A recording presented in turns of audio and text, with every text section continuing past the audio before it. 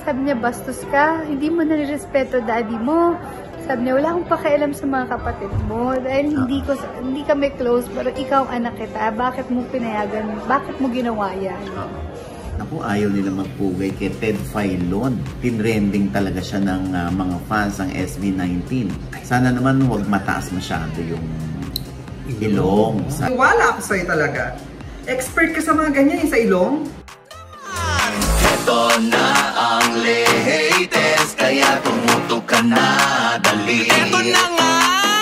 Ito na ang mga marites, kaya i-chika mo na, dali. Ito na ang latest! La la la la la la la, i-chika mo na, dali. Ito na ang latest! La la la la la la la, i-chika mo na, dali. Ito na ang latest!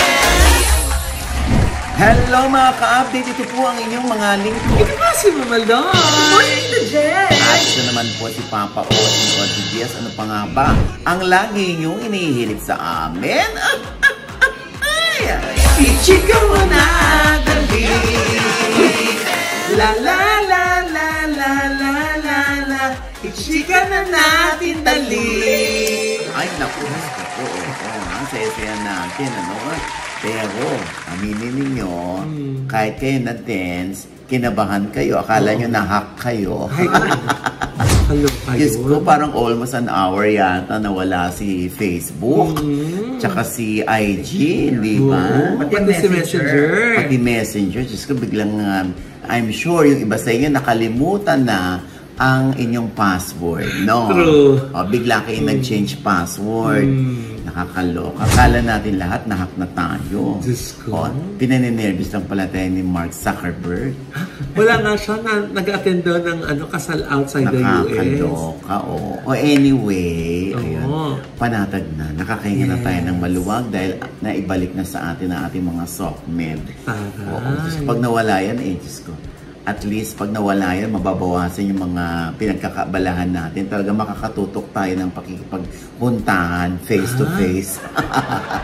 Anyway, kaya kami nakaitim. Galing kami sa wake ni Miss Jane, ni Jacqueline Jose. Yes. Oo, at syempre doon ay nakita natin ang kanyang anak na si Andy Eigenman habang hinihintay pa ang pagdating ni Gwen mula sa US. Yung isa pang kapatid ni Andy sa ina, no? Tumugto ang mata ni Andy at nakukuha pa rin naman niyang ngumiti. Ang ganda-ganda niya kahit walang make-up. Grabe. Correct. At syempre, isa sa mga abala rin sa pag-asikaso ng mga bisita ay yung magkapatid na Jake Ejercito at Jerica Ejercito. Yung tatay ni Ellie. Na former boyfriend ni Andy. At andun din si Veronica Jones, ang kapatid naman ni Jane. Marami mga naabutan natin. Si Claudine Barreto, si Vina Morales. Yes. Si Christine Reyes. Aramina. Ricky Davao. Ayan. Anyway, marami pa. Si Coco Martin, hindi natin naabutan. Si Vice ganda din daw, dumala. Hindi daw natin naabutan. At ang ganda ng ayos, ano?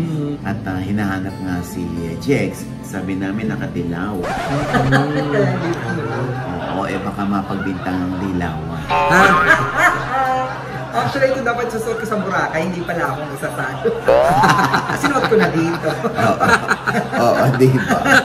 So anyway, ayan nga. At nakahuntahan natin pansamantala itong si Andy Eigenman.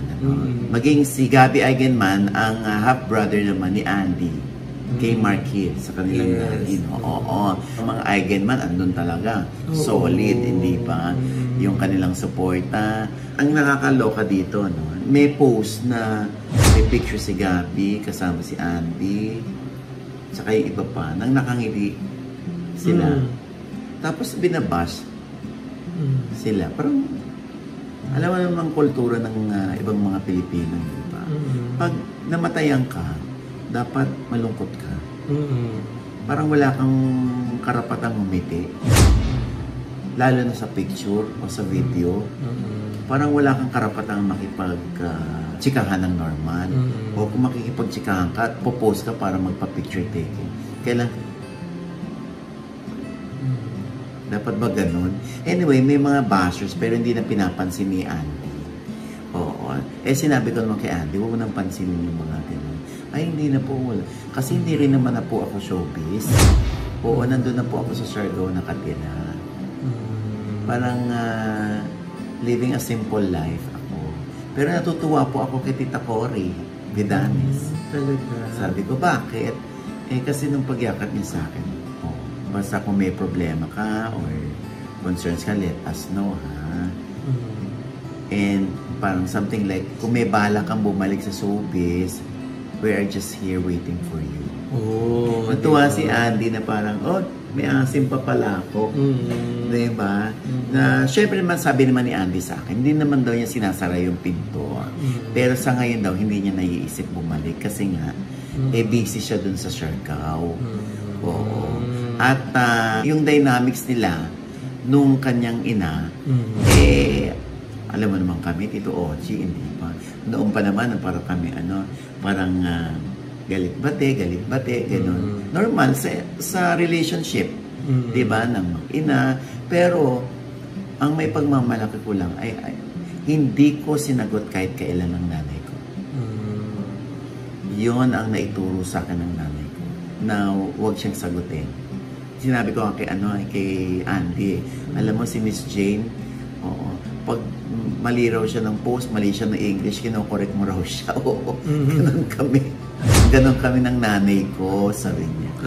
Oo. Tapos, sabi niya, hindi ko na rin kasi kailangan pa magpaliwanag sa iba kung paano kami ng nanay ko.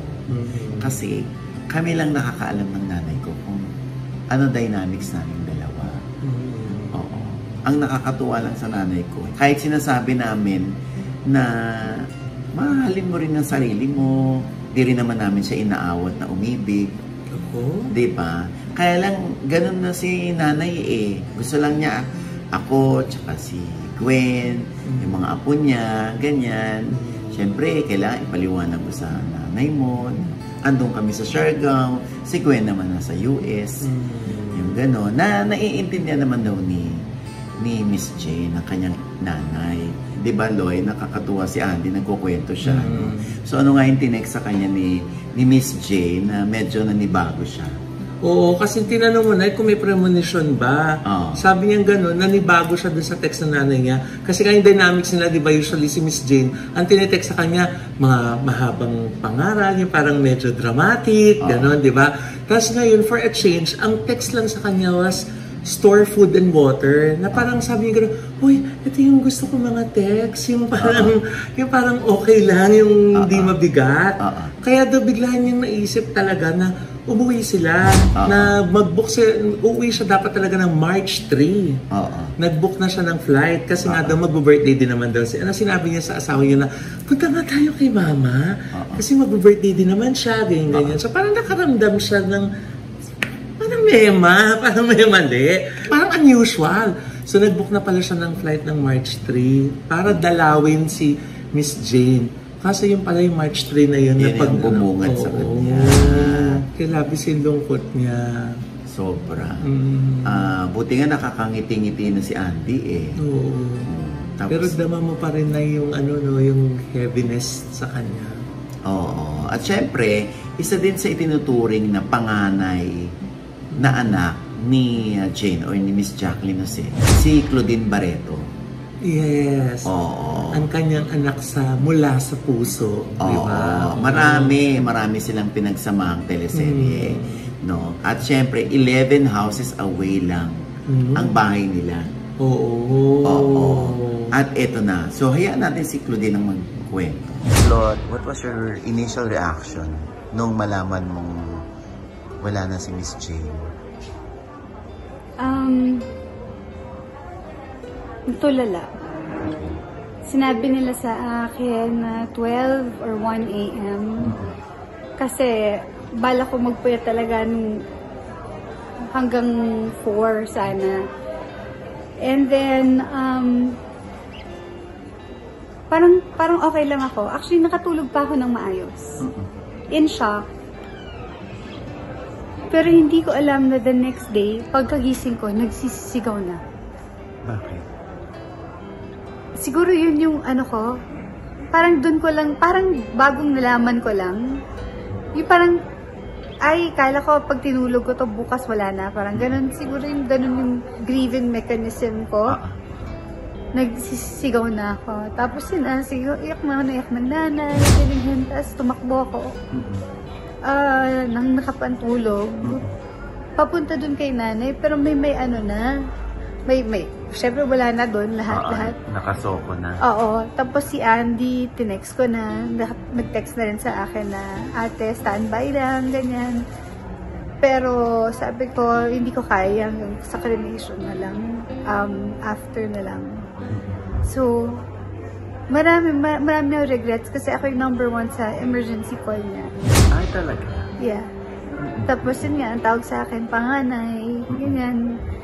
Punta, akit siya sa kwarto ko pag galing yung taping kasi lagi siyang malungkot, diba?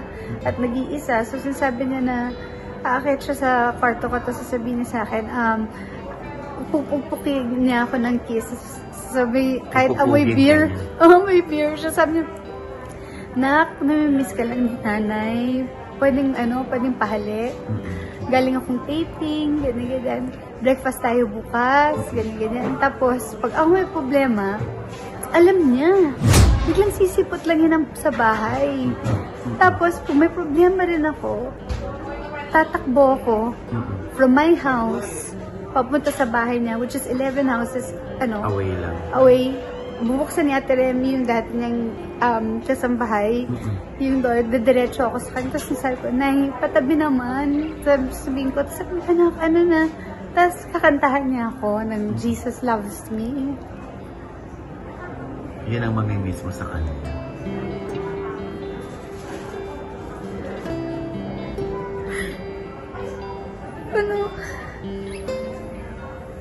Tapos batatahan na niya ako.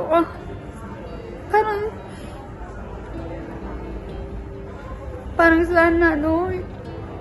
sana, masamang bangungot lang to. Alam mo, nung namatay daddy ko, hindi ako umiyak ng ganito. Nung namatay si Rico, hindi rin ganito, siguro dahil sa shock. Nung namatay si Direk Wen, ganito ako, at saka kay nanay. Pero kailangan maging strong para kay Andy at kay Gwen. Kaya nga, tawag sa akin panganay. And alam mo, may instance na nagalit sa akin yan. Mga 2 buwan ako hindi kinausap. Because? Pag nagalit sa akin, takot na takot talaga ako. Sabi niya sa akin, bastos ka. Sabi niya sa akin, nung namatay daddy ko, tapos nagkaaway-away. Sabi niya, bastos ka, hindi mo nanirespeto daddy mo. Sabi niya, wala akong pakialam sa mga kapatid mo. Dahil hindi kami close, pero ikaw anak kita. Bakit mo pinayagan? Bakit mo ginawa yan?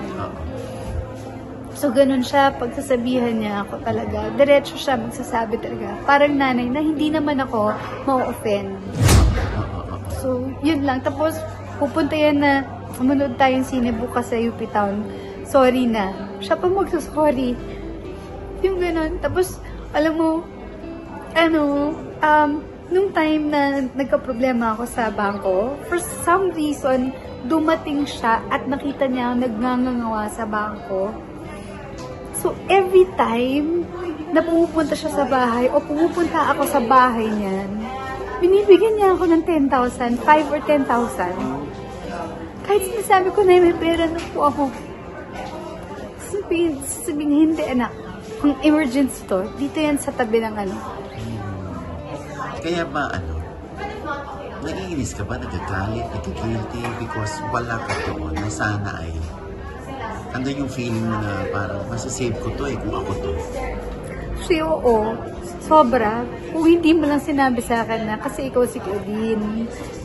Pero, yun nga, hindi ko siya naramdaman for the first time na may pinagdadaanan.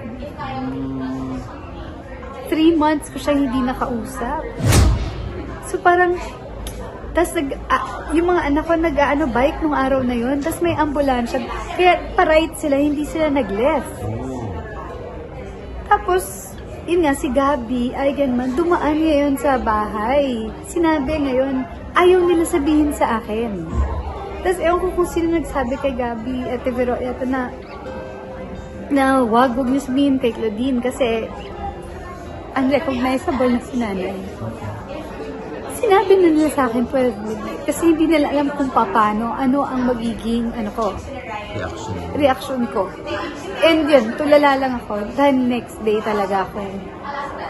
Kasi ako nga yung number 1 sa emergency call. Nagagalit ako kasi may taong alam na nga na nahulog siya eh. Bakit hindi... Mispondo.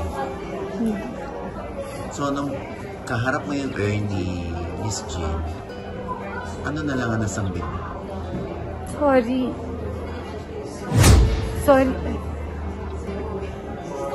Buong buhay ko nandun siya para sa... Alam mo yun, nang gusto nilang mahalin siya.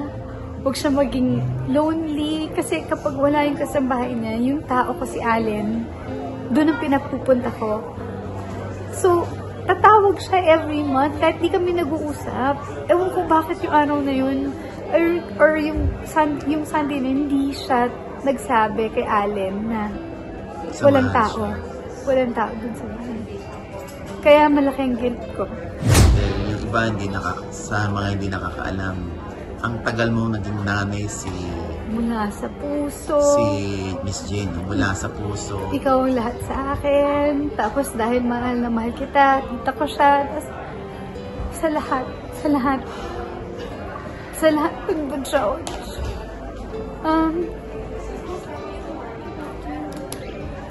Sakit. Sobra. Ayan. Naiyak pa si Claudine, Talagang every time na lang maalala niya si Miss Jane, yung kanilang samahan, talagang naiiyak siya. Napaka-close kasi nila, Nay, di ba? Kinakwento din ni Miss Claudine na may mga times na bigla lang tatawag si Miss Jane sa kanya na, "Nak, pa-swimming." Tapos biglang pagkakita niya, andun na sa swimming pool, di ba? Tapos meron ng dalang ice cold beer, di ba? Na, ba't ka pa nagdala? Meron ka rito niyan. Yung meron daw siyang gustong lamig na hindi daw ma-achieve ni Claudine kung paano papalamigin yung beer, di ba? Kaya nagdadala si Miss Jane. Pag meron daw problema si Claudine, tatawag siya kay Miss Jane na, "Nay, dyan muna ako, payakap." Yung parang pag naghanap ka ng motherly love, di ba? Naglalambing. So, ganun sila ka-close. Medyo, yun nga, yung naiinis ba siya, Nay? O medyo nagigilty siya. Bakit this time, wala rin yung staff ko doon? Siya yung number 1 na nasa emergency call ni ni Miss Jane. Ni Miss Jane na siya dapat ang tawag dahil 11 houses away na. Kaya iyak na iyak si Claudine. Sabi ko, kay Claudine, huwag ka nang umiyak. Talagang nakatakda yun. Huwag mo nang sisihin ang sarili mo kasi hindi lahat ng mga nakapaligid kay Miss Jane or kausap ni Miss Jane si Claudine Barreto na overprotective, na warrior, di ba? O anyway, bukod dun sa mga dumalaw, meron din mga nag-post sa mga artista ng kanilang paggunita, ng masasayang araw at yung mga nagawa ni Jane sa kanilang buhay. At ang nakakatuwa nito, sa kanyang cremation ay nakatagpo ng green bone. Ay! Oo. Bihira yung daw may green bone. Sabi nga ni Miss Veronica Jones, yung kanyang sister, no? Ibig sabihin daw nun ay pure heart or good heart.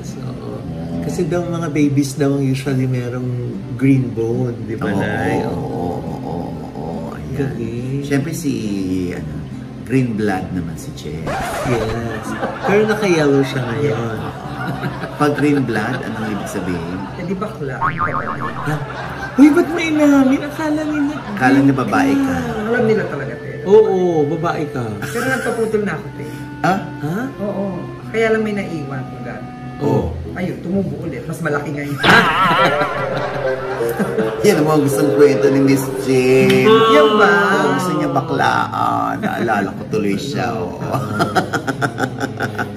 Anyway. Ako na, I'm sure maraming mag-aabang sa Batang Quiapo sa mga darating na araw, no? Kung anong magiging eksena. Oo nga, Anyway, talagang si Coco nga di ba?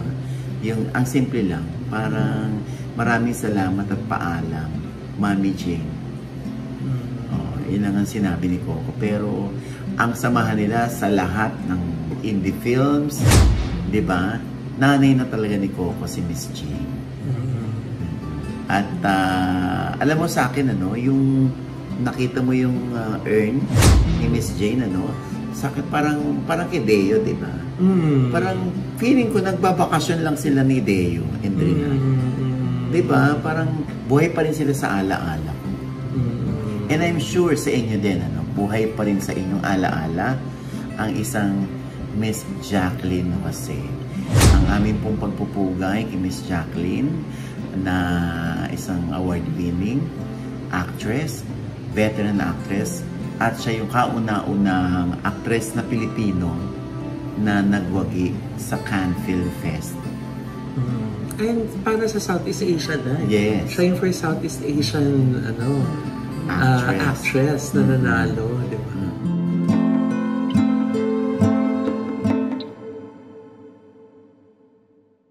Eto naman, pagpupugay ba? Pinag-uusapan natin. Naku, ayaw nila magpugay kay Ted Filon. Si Ted Filon ngayon ay trending sa X o dating Twitter. Kasi nga, Diyos ko, parang tinrending talaga siya ng mga fans ng SB19. Ay na nga. Nakakaloka. Ano bang kwento doon? Kasi nga, parang dun sa mga komento na binibitawan ni Ted Filon nung magkausap sila ni DJ Chacha, parang ang dating daw sa ibang mga netizens, parang ini-insinuate niya na hindi totoo or may gawa dun sa sa face ni Justin. Na original ba? Original yung song. Original. Tapos pati yung bata, kung original yung mukha. Kasi di ba, ang mga P-pop ngayon, parang sinusundan na yapak ng mga K-pop. So, papatangos ang ilong. Pero itong si Justin De Dios, yung miyembro ng SB19, talagang parang na-question kung sana naman wag mataas masyado yung ilong, sabi ni Ted, doon sa kanyang programa. So, naglabas ng resibo ngayon ng mga fans. Mula nung maliit pa, hanggang sa lumalaki yung bata, pinakita nila na matangos ang ilong. Pati yung pamilya. Nilabas nila yung resibo na ito ang tatangos ang ilong ng miyembro ng pamilya mismo nung Justin. Kaya parang nananawagan sa TV5 yung mga fans dahil kinall out nga nila si Ted Filon, at sana daw makarating sa TV5, sana daw hindi ganun ang ginagawa, minamock daw o pinagtatawanan ni Ted yung SB19, lalo na si Justin, di ba? Na nag-trending pa nga, nag-number 1, nag-number 9. Gusto mo yun?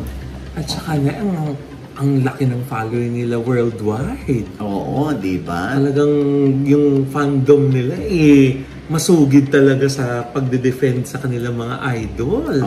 Pero ako na nagsasabi, mula bata yung si Justin. Tapos pagkakita ko sa mga miyembro ng pamilya niya, ang matatangos ang ilong, ako na nagsasabi. Sa tagal ko rito sa industriya na to, alam ko, I know one when I see one. Pag matangos ang ilong or pinatangos ang ilong or nagpadagdag ng ilong, makinis talaga to. Ito yan, makinis, masyadong matingkad yung ganyan. Kaya ako nagsasabi, totoo, hindi peke ang ilong ni Justin. Alam mo, Te, naniniwala ako sa'yo talaga. Expert ka sa mga ganyan, sa ilong? Oo, Te, kasi yung ilong mo never na-call out yan. Ang sakit-sakit nito. Hindi. Kinaganda ng ilong mo. Hindi. Natutuwa nga ako kasi di ba expert ka? Di ba nakaka-proud yun? Expert ka. Hindi ko alam kung na-offend ako. You're a nose expert. Yes, hindi ko alam kung ma-offend ako sa inyo o inuuto nyo na ako ngayon. Wala akong problema sa ilong ko. Kayo no problema sa ilong ko. Wala talaga. Natural yan. Wala yung gawa. Di ba? Walang kintab mo. Alam mo alam mo sa totoo lang ha. Walang kintab to. Kung nagpagawa akong ilong, bakit ganito lang? Baka sa susunod, lagyan mo na lang kintab yan. Ay, nagparitoke ito. Bakit? Makintab kasi yung tungki. Nakakaloka. Pero alam mo, in fairness kay Ted Filon, oo. Talaga, imaginin mo, maibabalita ba natin to kung hindi nagsimula kay Ted Filon? Pangalawa, maku-curious ba tayo kay Justin kung hindi rin naman ibinalita ni Ted Filon? Hindi ba? Mas marami ngayon ang na-curious nung kay Justin. Na ang gwapo pala nung bata na yan. Di ba? Kung hindi ba yun na sinabi ni Ted Filon, magkaka-interest kami mismo na silipin, na ititigang maigi yung ilong ng bata at na-realize ko, ay, ang gwapo pala nung bata. Diba? See? Diba? Ayokong sabihin magpasalamat kay Ted Filon, ha? Oo. Pero ako, gusto ko magpasalamat kay Ted Filon kasi na-curious ako dun sa bata. Tinignan ko kung nagsasabi siya ng totoo. So ako nagsasabi ng totoo, hindi peke yung ilong ng bata. Pero, ngayon ako naging instant fan ng bata. Diba? Bukod kay Stel na napakaganda ng boses. Nung umattend kami ng Bingo Plus second anniversary dyan sa Grand Hyatt. Kung saan si Stel, sabi ko, boses pa ni Stel yun? Ano to? Lip sync? Lip sync ba?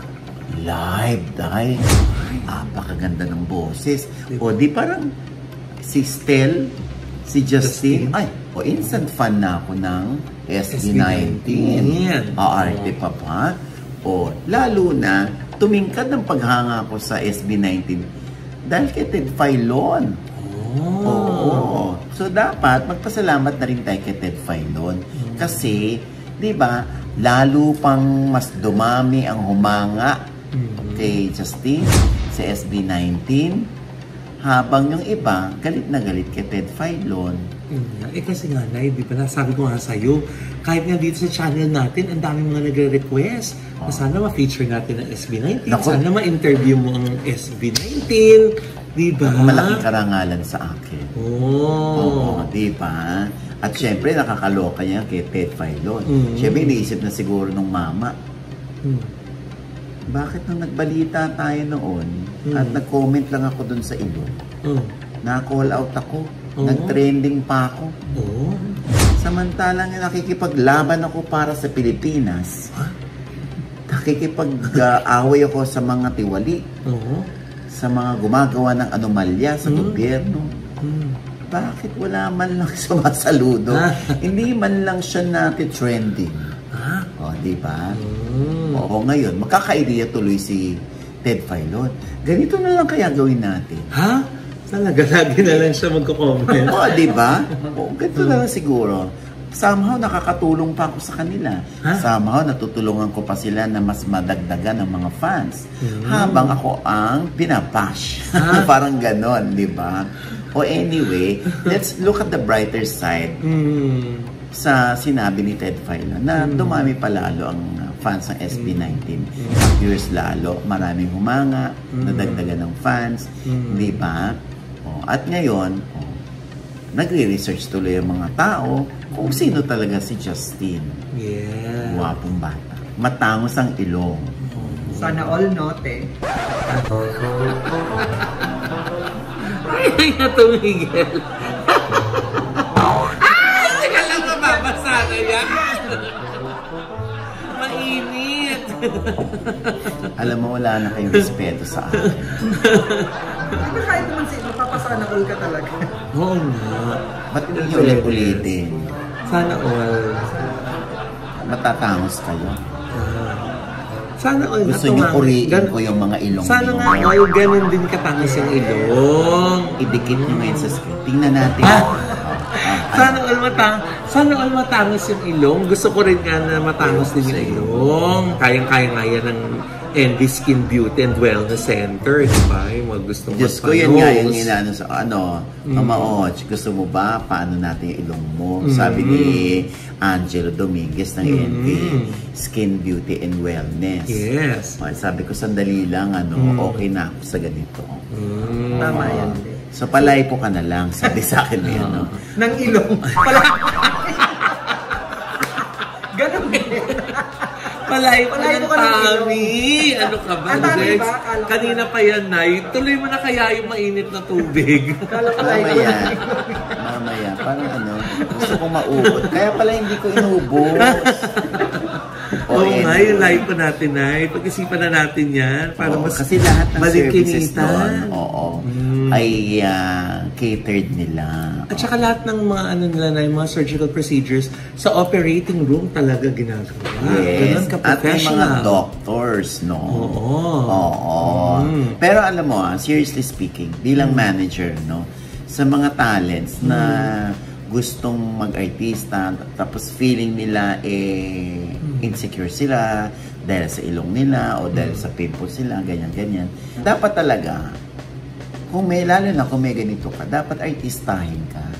Yung artista look dapat na possessed mo, kumbaga. So, dapat talaga i-develop nyo, i-enhance nyo, at pagandahin nyo yung mga mukha ninyo. At saka linawin din natin, we have nothing against mga enhancements. Ay, hindi. Diyos ko. Wala talaga. No, sinasabi ko sa iba yan. Sabi ko, gusto mo ba magpadagdag ng dede? Kasi ang ganda ng mo, tapos pagdating doon, flat. Ayun. Pero, decision nyo na yun. Suggestion ko lang. Pag sinabi ko, alam mo, pag pinabawasan mo dito yung ilong mo, yung ganyan. Ganyan. Matangos naman to, ganyan. Oo. Gusto mo ba, ito? Paano? Kasi masyadong malapad. Pero decision mo na yan. Sinasuggest ko lang. Sinasuggest mo ba sa kanila yan? O kinakausap mo yung sarili mo? Kasi decision. Sino ba? Pag talaga, pag kasi knows, hindi ka niya talaga tinitigilan. Pero ikaw ko nang tumatawa.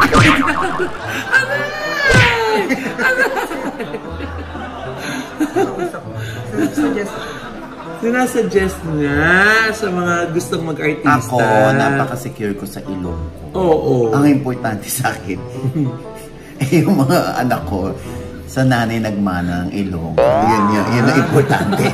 Okay.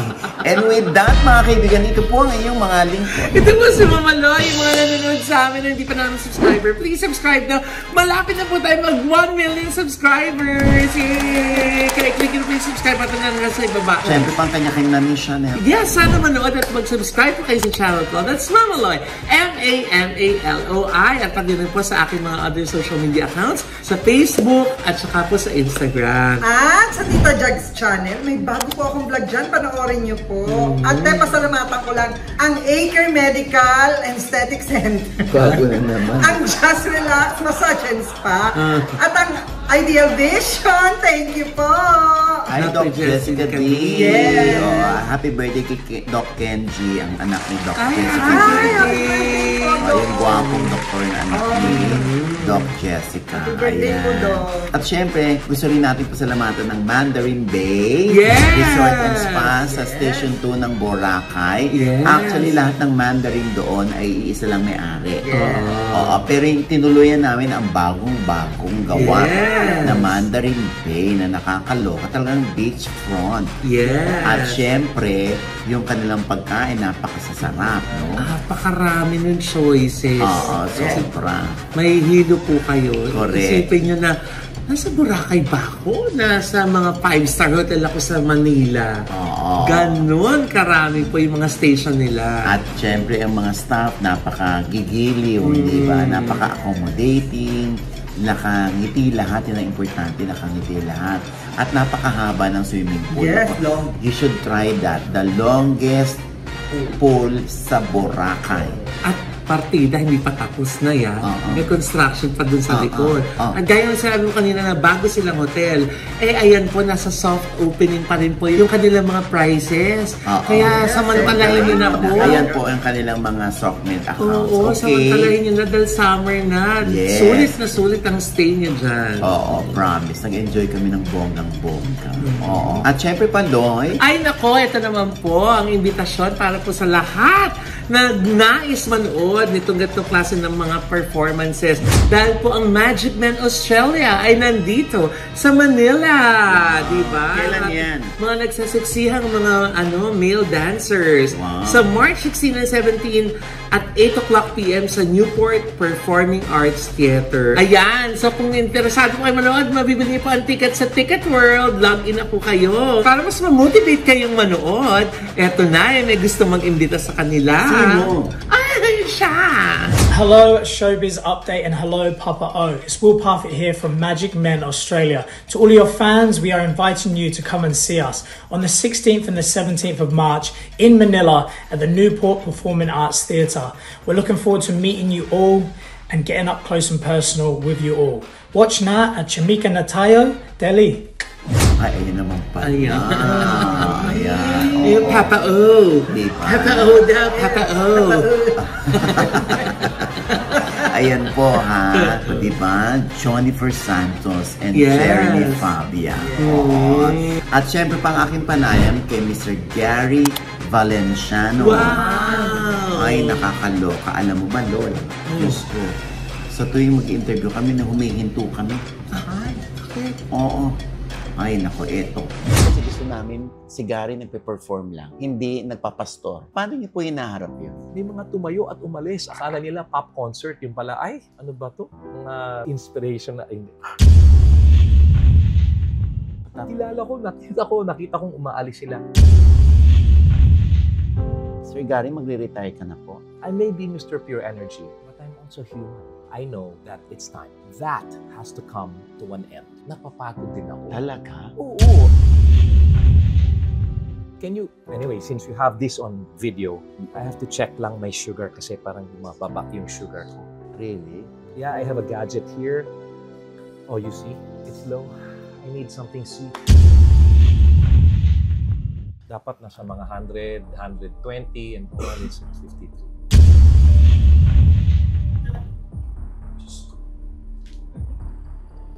Medyo pinapawisan na ako. Pag may mga nangyayari na hindi nyo akalain na biglang andyan na, just wait. It's my sugar. Siyempre, ayan, paki-subscribe din ang mga YouTube channels ng aking mag-iina, Mami Soul, Erin Diaz, at Mira TV.